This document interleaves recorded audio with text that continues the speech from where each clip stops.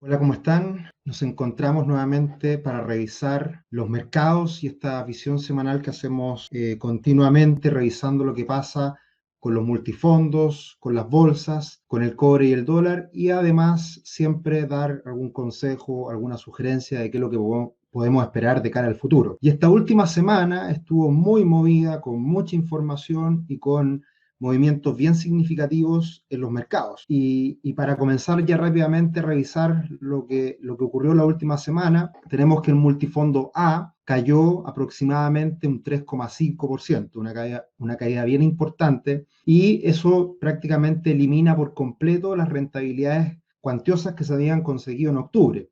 Y también en el año se va a terreno negativo el multifondo A. El multifondo C, como siempre, más equilibrado, cayendo en torno a un 1,55% en la última semana, y en octubre, de todas formas, tiene un rendimiento positivo en torno a un 1%.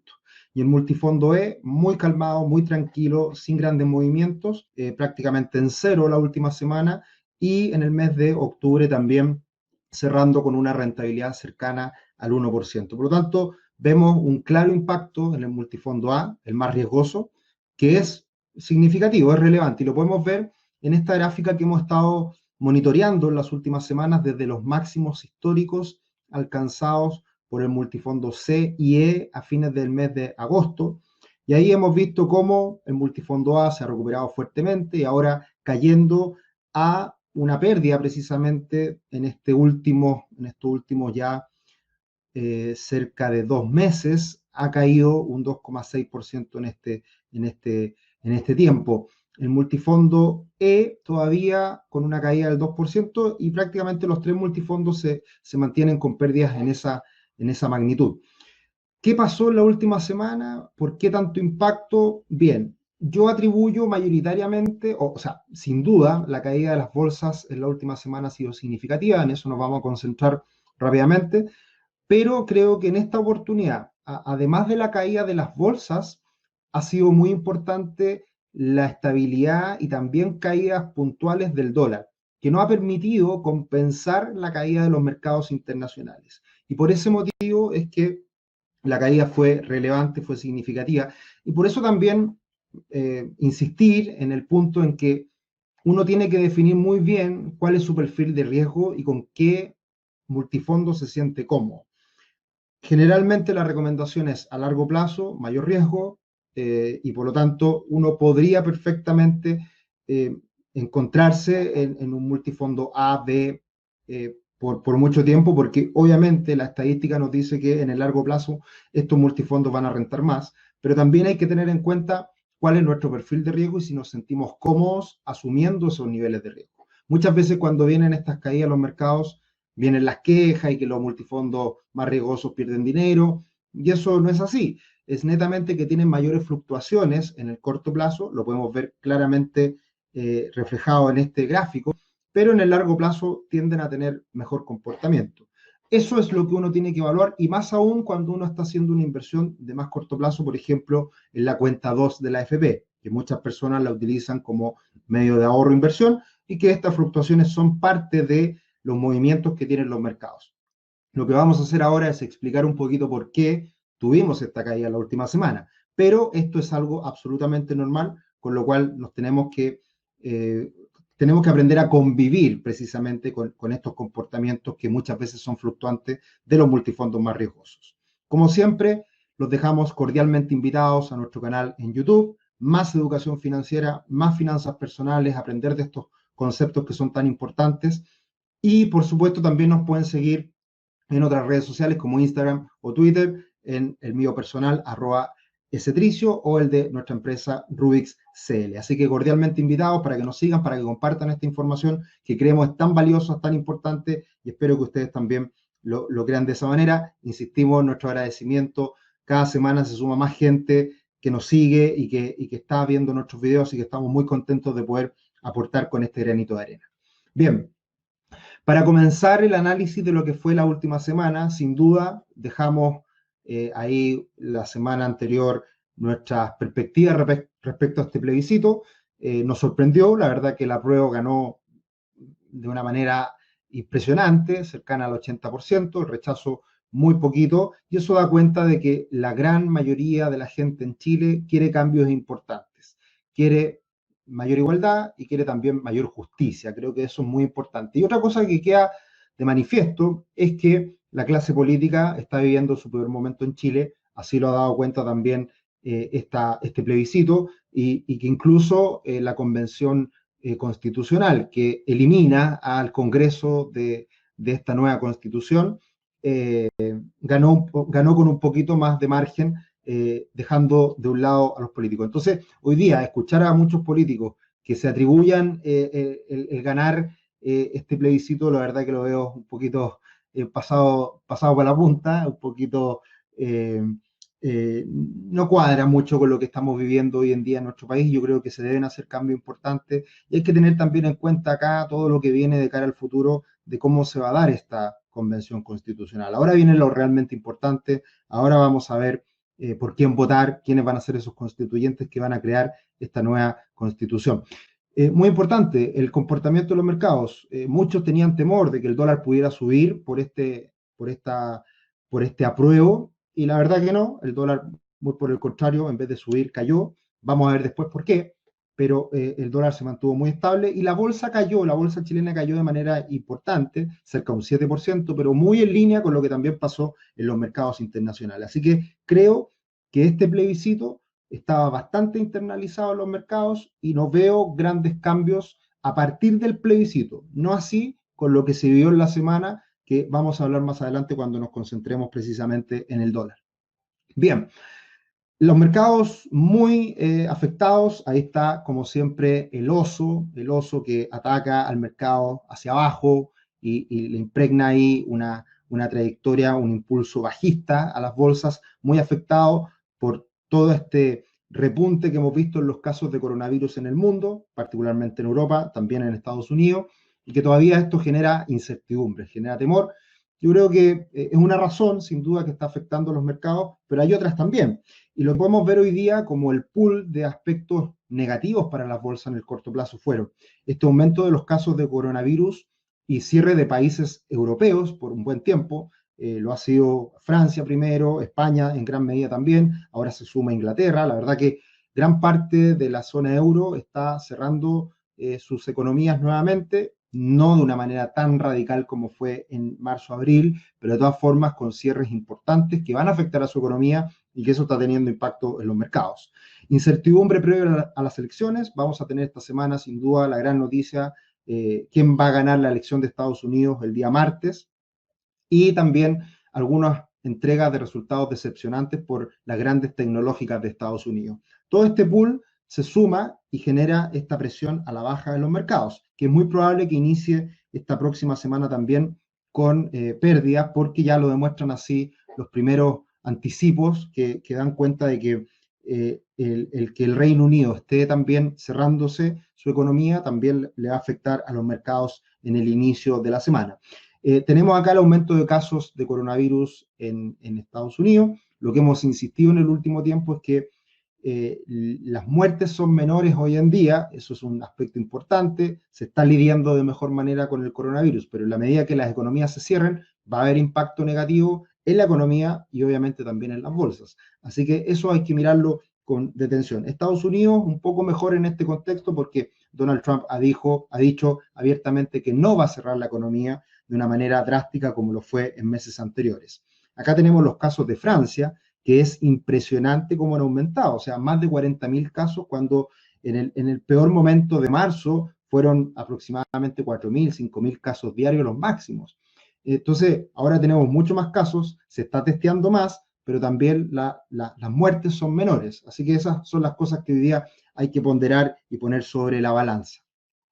Acá tenemos el comportamiento de los índices norteamericanos a lo largo de este año, Nasdaq, Standard Poor's 500 y Dow Jones, y ahí podemos ver que están haciendo en los tres casos una especie de doble techo desde el punto de vista técnico, una lateralización que si llegara a romper mínimos observados hace algunos días atrás, puede ser bastante importante la caída posterior. Ahora, nosotros somos optimistas de cara al próximo año, pero obviamente cualquier incertidumbre que afecte a los mercados en el corto plazo puede generar una corrección que sea más importante y que creemos puede ser una oportunidad de cara a los próximos meses. Pero obviamente lo que se ve en este gráfico es que la debilidad en los últimos días ha sido relevante, estamos alcanzando los mínimos de la corrección anterior y hay que estar muy atentos a estos mínimos porque si se rompen pueden tener un impacto mayor en las bolsas de cara a las próximas semanas. Muy importante, volviendo al tema del coronavirus y a los cierres de las economías europeas.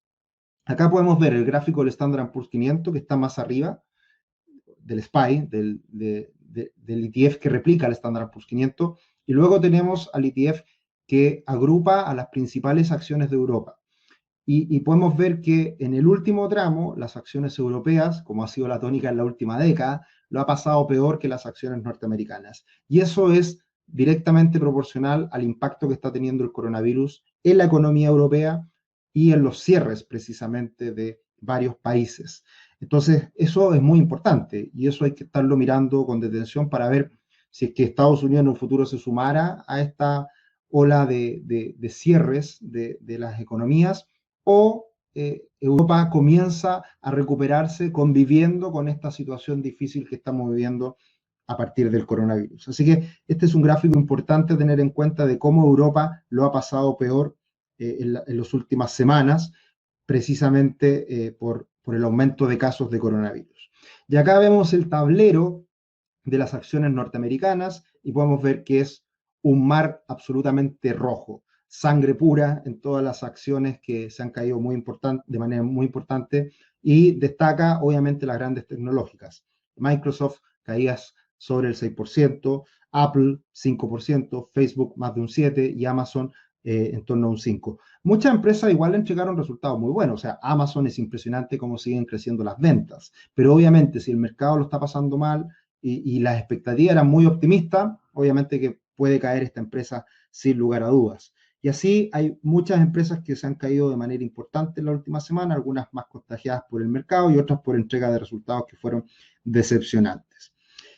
Acá está el resumen de la semana, tenemos al Dow Jones cayendo un 6,5%, muy importante la caída.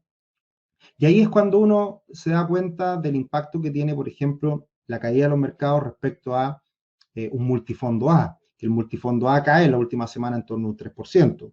¿Por qué cae menos el multifondo A? Porque está mucho más diversificado que solamente invirtiendo en Estados Unidos. Estados Unidos lo pasó mal, cayó 6,5% el Dow Jones, 5,6% el Standard & Poor's 500, 5,5% el Nasdaq. El VIX, el índice de volatilidad, que muestra un poquito el miedo, el temor del mercado, aumentó un 38%. Eso refleja el impacto que tuvimos la última semana en los mercados. El Bitcoin siguió subiendo, lo habíamos hablado en la última revisión semanal, que tenía buenas perspectivas, el Bitcoin siguió subiendo un 2,8%. Y las materias primas, el petróleo cayó un 10%, y el oro también cayó un poquito, un 1,4%. Uno pensaría, ¿el oro es el refugio siempre? No, hay que tener cuidado, también el oro ha estado en las últimas semanas lateralizándose, haciendo una pausa respecto a este gran mercado alcista que está mostrando el oro en el último año. Bien, acá tenemos el cobre, que después de alcanzar máximos se contrajo de manera rápida, hoy día está levemente por sobre los $3 la libra, de todas formas un buen nivel para estar tranquilos, nada que temer por lo que nos dice el cobre históricamente, una buena señal que esté sobre $3, pero está perdiendo impulso, así que hay que tenerlo en cuenta también de cara a los próximos días si sigue perdiendo impulso o se va a mantener de manera algo lateral en los niveles actuales. Y algo muy importante que tuvimos la última semana fue esta votación en la Comisión de Constitución de la Cámara, que se aprueba la idea de legislar un nuevo retiro del 10%. Yo hace mucho tiempo atrás di mi opinión de que si es que se abría la llave para hacer un primer retiro del 10%, eso no iba a parar nunca, después iba a haber un terremoto, después iba a haber... Y bueno, todas mis perspectivas que eran malas respecto a un posible retiro del 10%, la verdad que con esto es un desastre porque no pasó ni 2 meses ni 3 meses para que nuevamente se levantara el tema de un nuevo retiro del 10%. ¿Cuánta gente podría quedar con 0 pesos en sus cuentas? 4 millones de afiliados. Entonces, mi visión al respecto es que la estrategia política que hay detrás de esto es maravillosa. O sea, saquémosle plata a los fondos, debilitemos los fondos de la AFP y después cambiamos el sistema por completo. Y de esa manera le ganamos el último gallito a este gobierno actual y a lo que fue la constitución de Pinochet y todas las cosas que se hablan para realmente ganar el gallito. Esto es malo para las pensiones, esto es malo para la población chilena, lamentablemente.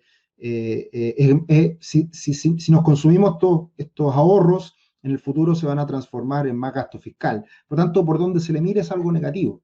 Lo único positivo que tiene es que es plata para hoy, financiar la fiesta, gastar en lo que sea, inyectar plata a la economía, que de esa manera la recesión que estamos viendo ahora sería menor, es lo único bueno, pero a largo plazo es algo totalmente negativo. Así que hay que tener cuidado cómo esto avanza, al parecer hay bastante consenso que podría avanzar, y precisamente este retiro del 10% afectó a las acciones esta semana chilena un poquito más de la cuenta y también afectó al dólar. ¿Por qué? Porque si es que se hace un nuevo retiro del 10%, se van a tener que liquidar fondos en el extranjero, de las inversiones de la AFP en el extranjero. Y esa plata se trae a Chile y son dólares que se liquidan en nuestro país. Y eso también afectó al dólar en la última semana. Entonces hay una mezcla de factores que incidieron en la última semana en los mercados. Y acá tenemos el dólar, como siguió cayendo, llegó a niveles de 7,70 aproximadamente, 7,69, se afirma ahí, mantiene la tendencia alcista, pero por pelos. Así que está firmándose en este soporte, uno esperaría que en los próximos días el dólar comience a repuntar de nuevo, pero nunca se sabe, los mercados siempre nos pueden sorprender, pero de todas formas estamos en un soporte muy importante en el dólar y creo yo debería comenzar a repuntar en el corto plazo, lo cual también debería beneficiar a los fondos más riesgosos de las AFP.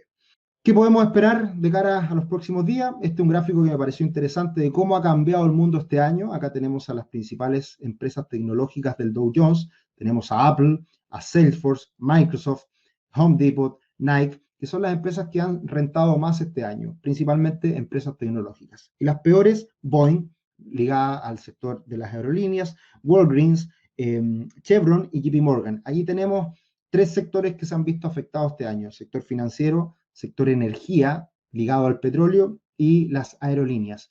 Así es como ha cambiado el mundo, eso es lo que uno tiene que estar mirando siempre de cara al futuro, dónde hay oportunidades, qué cosas están cambiando y cómo nos podemos defender ante situaciones adversas como la que estamos viendo ahora. Solamente esto es un ejemplo de lo que ha pasado este año en diferentes industrias.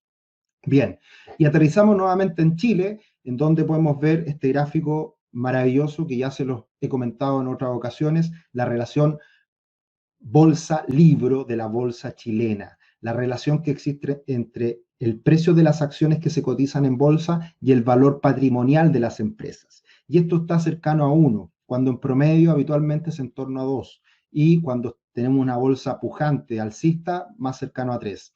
Esto da cuenta de que Chile está muy castigado. Obviamente que hay incertidumbre en Chile, obviamente que las empresas chilenas se pueden ver afectadas por cambios importantes en la constitución y políticas, pero está muy castigada la bolsa chilena y eso da pie a que a mediano o largo plazo pueda ser una buena oportunidad de inversión. Y si esto además lo comparamos con los mercados emergentes, es aún peor la situación de la bolsa chilena, con un impacto mucho más fuerte en términos relativos respecto a otras bolsas emergentes. Yo soy de la opinión de que en la bolsa chilena hay oportunidades. ¿Cuánto nos vamos a demorar a que esto se recupere? No lo sabemos, pero obviamente que hay una oportunidad pensando en el mediano o largo plazo. Privilegiar empresas que sigan ganando dinero y que a pesar de la recesión que estamos viviendo hoy en día, igual terminen con números azules para que en una recuperación se recuperen de manera más violenta. Semana que viene, obviamente, elección presidencial el martes en Estados Unidos, sin duda lo más importante. Biden sigue ganando en las encuestas, veremos qué es lo que pasa. Muchos resultados corporativos, ya no las grandes tecnológicas, pero otras empresas importantes como General Motors, Uber, que siempre hay que mirar estas empresas que están naciendo y cómo van entregando resultados, PayPal y tantas otras que entregarán resultados la próxima semana. Y también tendremos mucha noticia en el ámbito económico. Tendremos los ICM, manufacturero y de servicio en Estados Unidos, siempre importante la primera semana del mes, y tendremos reunión de política monetaria de la Reserva Federal y empleo en Estados Unidos. Entonces, es una semana, la verdad, que con mucha información, con muchos datos, hay que estar muy atento a todo lo que ocurra, principalmente con la elección. Tendremos sin duda volatilidad, tendremos sin duda movimiento importante esta semana, así que a apretarse el cinturón de seguridad, que vamos a tener una semana interesante. Esperemos que las correcciones que hemos visto en los mercados no sean más que eso, una corrección, y no un desplome violento que pueda venir en los próximos días. y esperemos que también el dólar ayude, se comience a recuperar un poquito para que de esa manera amortigüe también las inversiones internacionales que se han visto algo afectadas. Que estén muy bien, un abrazo, hoy día me extendí un poquito, pero la verdad que fue una semana muy movida, con mucha información. Espero que nos sigan acompañando, que estén muy bien, un abrazo y nos encontramos la próxima semana. Chao, chao.